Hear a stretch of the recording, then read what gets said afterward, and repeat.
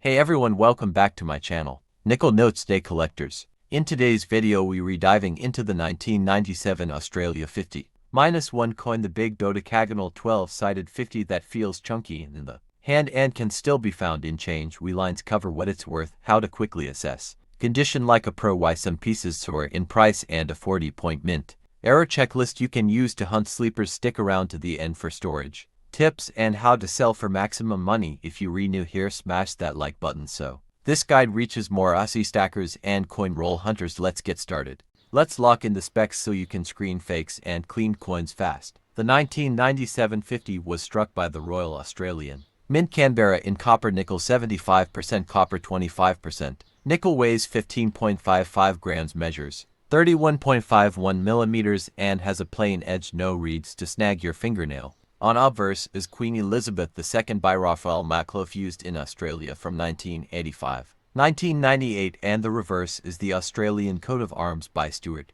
Devlin. Kangaroo, emu shield, and star detail are your focus points for wear. In hand, original mint luster looks satiny and cartwheels under light dull grayish surfaces with hairlines often scream cleaned and will crater value. So what's it worth in Australian dollars? In circulated grades, say fine to very fine, most 1997 50s trade for 50C to $2 as spenders or bulk lots. Extremely fine examples with decent luster can fetch $2, $4 from set builders. Uncirculated nowhere, just small bag marks, tends to sit about $4.15 depending on eye appeal. Where it gets interesting is choice. Uncirculated, think MS6 for MS65 with booming luster and minimal chatter, often $20, $60 plus. True gem at MS66, MS67 with clean fields and sharp shield detail can break $100 to $150 at the right beer, and top pop slabs push higher if competition is fierce. Proofs from official sets typically land $20, $60 depending on packaging and haze.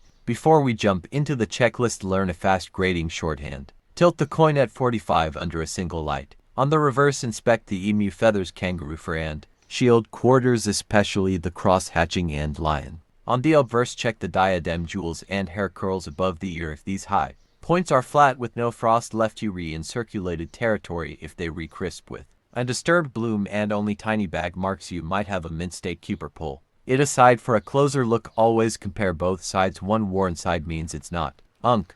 Alright, here is your 40-point mint, your variety hunt list for 1997 50s. Use it like a scavenger checklist when cherry-picking trays or coin rolls. Look for die cracks across rim, shield, star cuts, raised blobs on the rim, die chips in kangaroo ear, emu beak filled letters in Australia or Elizabeth II, struck throughs, lint thread, or metal shavings leaving recessed trails, clipped blankets, straight, curved, or ragged clips with Blakesley effect opposite off-center strikes, legible date with crescent rim, broad strikes, expanded diameter, no full rim, partial collar, railroad rim, tilted, rotated dies, rotate obverse versus reverse. Small rotations are common, dramatic rotations are scarce, weak strikes, soft shield lines, proof like business strikes, die Polish lines that don't cross devices, machine doubling versus true hub doubling on legends, zoom the 5 and 50 and Australian planchette laminations, porous metal from impurities struck on wrong planchette. Very rare, check weight and diameter, underweight, overweight blankets, rim to rim.